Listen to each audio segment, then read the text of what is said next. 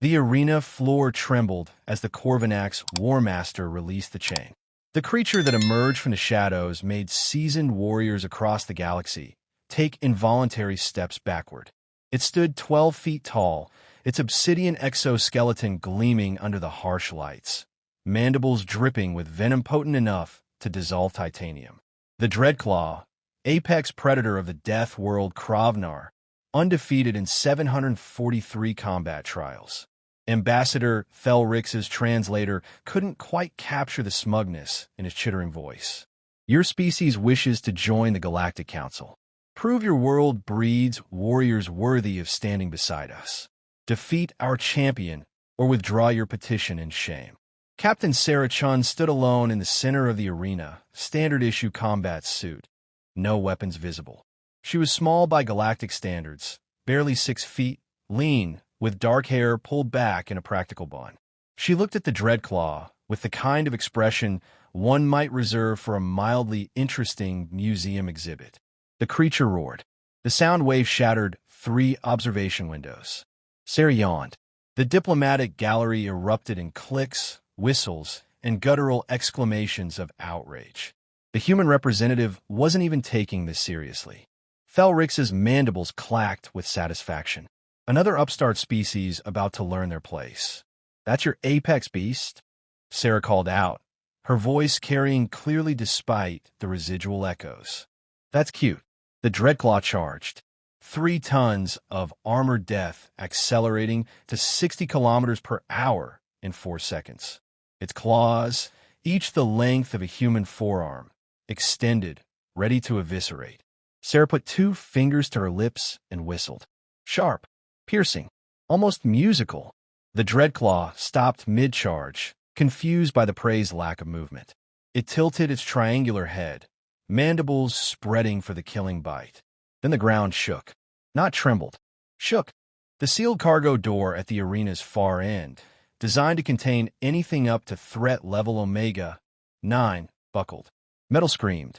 Reinforced hinges, each rated for 200 tons, snapped like dry twigs. Through the settling dust, something moved. It came in low at first, a shadow that flowed like liquid muscle. Then it rose to its full height, and the gallery fell absolutely silent. 8 feet at the shoulder. 1,100 pounds of apex terrestrial predator. For the color of burnt amber with stripes like living shadows. Eyes that had been tracking prey since the Pleistocene, now locked onto the Dreadclaw with the kind of focus that made survival instinct scream warnings across species barriers. The Siberian tiger's lips pulled back, revealing 4-inch canines. The sound it made wasn't a roar. It was a promise written in evolutionary dominance. Meet Zoya, Sarah said casually, walking toward her companion. She placed one hand on the tiger's massive head, scratching behind her ear. Zoya leaned into the touch, never breaking eye contact with the Dreadclaw. Rescued her from poachers when she was a cub. Raised her myself. She's a sweetheart, really. The Dreadclaw, undefeated champion of Krov'Naar, backed away.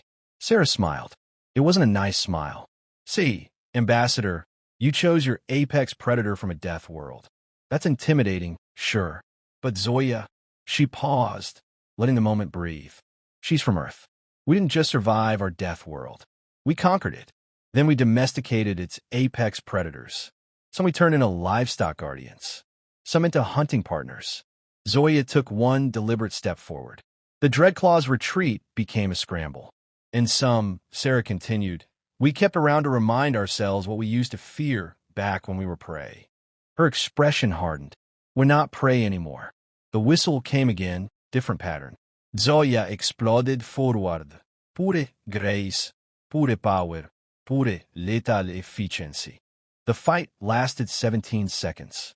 The Dreadclaw survived, barely, retreating behind its handlers with multiple lacerations and what could only be described as psychological trauma. Sarah looked up at the gallery, at Thelrix specifically. So, about that council seat. In the stunned silence, Zoya sat beside her human, tail swishing lazily, already bored with the galaxy's former champion. The vote was unanimous.